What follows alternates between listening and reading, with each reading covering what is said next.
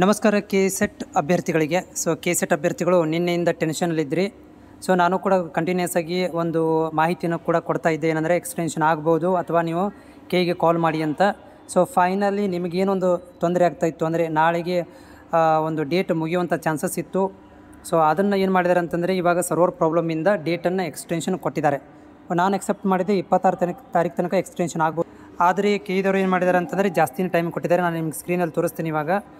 ಪ್ರವೇಶಕ್ಕೆ ಹೋಗಿ ಇಲ್ಲಿ ಹೋದರೆ ಇಲ್ಲಿ ನೋಡ್ಬೋದು ಕೆ-ಸೆಟ್ 24 ದಿನಾಂಕವನ್ನು ಆನ್ಲೈನ್ ಅಪ್ಲಿಕೇಶನ್ಗಾಗಿ 28/8/2024 ವಿಸ್ತರಿಸಲಾಗಿದೆ ಅಂತ ಬಂದಿದೆ. ಗುಡ್ ನ್ಯೂಸ್ ಅಂತ ಹೇಳ್ಬೋದು ವಿದ್ಯಾರ್ಥಿಗಳಿಗೆ. ಯಾರ ಅಭ್ಯರ್ಥಿಗಳಿದ್ದೀರಿ ಅಂಥವ್ರು ಕೂಡ ಇದೊಂದು ಸಂತೋಷದ ವಿಷಯ, ಯಾಕಂದರೆ ತುಂಬ ಟೆನ್ಷನಲ್ಲಿದ್ದೀರಿ ನೀವು.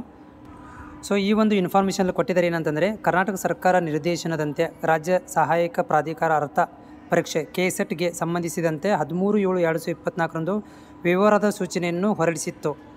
22ವರೆಗೆ ಅರ್ಜಿಯನ್ನು ಸಲ್ಲಿಸಲು ಕೊನೆಯ ದಿನಾಂಕವನ್ನು ನಿಗದಿಸಲಾಗಿತ್ತು. ಆದರೆ ಕೆಲವು ವಿದ್ಯಾರ್ಥಿಗಳು ಅಭ್ಯರ್ಥಿಗಳು ವೆರಿ ಇಂಪಾರ್ಟೆಂಟ್, ಕೆಲವು ಅಭ್ಯರ್ಥಿಗಳು ಪ್ರಾಧಿಕಾರಕ್ಕೆ ಮನವಿ ಸಲ್ಲಿಸಿ ಅರ್ಜಿ ಸಲ್ಲಿಕೆಯನ್ನು ವಿಸ್ತರಿಸುವಂತೆ ಕೋರಿದ್ದರಿಂದ ಅರ್ಜಿ ಸಲ್ಲಿಸುವ ಕೊನೆಯ ದಿನಾಂಕವನ್ನು ಈ ಕೆಳಗಿನಂತೆ ವಿಸ್ತರಿಸಲಾಗಿದೆ. ಈ ಕೆಳಗಿನಂತೆ ಏನಿದೆ ಅಂತಂದರೆ, ಇಲ್ಲಿ ಆನ್ಲೈನ್ ಮೂಲಕ ಅರ್ಜಿ ಸಲ್ಲಿಸಲು ವಿಸ್ತರಿಸಿದ ದಿನಾಂಕ 28ನೇ ತಾರೀಕು ತನಕ ಇದೆ. ವಿತ್ ಪೇಮೆಂಟ್ ಮಾಡಬೇಕಂದ್ರೆ 30 ತಾರೀಕು ತನಕ ಇದೆ. ಹೀಗಾಗಿ ಯಾರೆಲ್ಲ ಅಭ್ಯರ್ಥಿಗಳು ನಿಮ್ಮ ಆಡಿ ಸಂಖ್ಯೆಯನ್ನು ಮಿಸ್ಮ್ಯಾಚ್ ಆಗಿತ್ತು ಅಥವಾ ನಿಮ್ಮ ಒಂದು ಆಡಿ ಸಂಖ್ಯೆ ಅದು ಮ್ಯಾಚ್ ಆಗ್ತಾ ಇರಲಿಲ್ಲ, SSLCಯಲ್ಲಿರುವಂತೆ ಮತ್ತು ಡೇಟ್ ಆಫ್ ಇದರಲ್ಲಿ ನಿಮ್ಮ ಕಾಸ್ಟ್ ಇನ್ಕಮಲ್ಲಿ ಇರುವಂತೆ ಸೇಮ್ ಇರಲಿಲ್ಲ ಅಂದರೆ ನಾಳೆಗೆ ಮಾಡಿಸ್ಕೊಳ್ರಿ. ದುಡ್ಡು ಕೊಟ್ಟು ಶಾರ್ಟ್ಕಟ್ಟಲ್ಲಿ ಏನಾದರೂ ಸಿಕ್ಕರೂ ಕೂಡ ನೀವು ಮಾಡಿಸ್ಕೊಂಡು ಇದಕ್ಕೆ ನೀವು ಅಪ್ಡೇಟನ್ನು ಮಾಡಿಸ್ಕೊಳ್ಳಿ. ಯಾಕಂದರೆ 28ನೇ ತಾರೀಕು ತನಕ ನಿಮಗೆ ಕಾಲಾವಕಾಶನ ಕೊಡಲಾಗಿದೆ.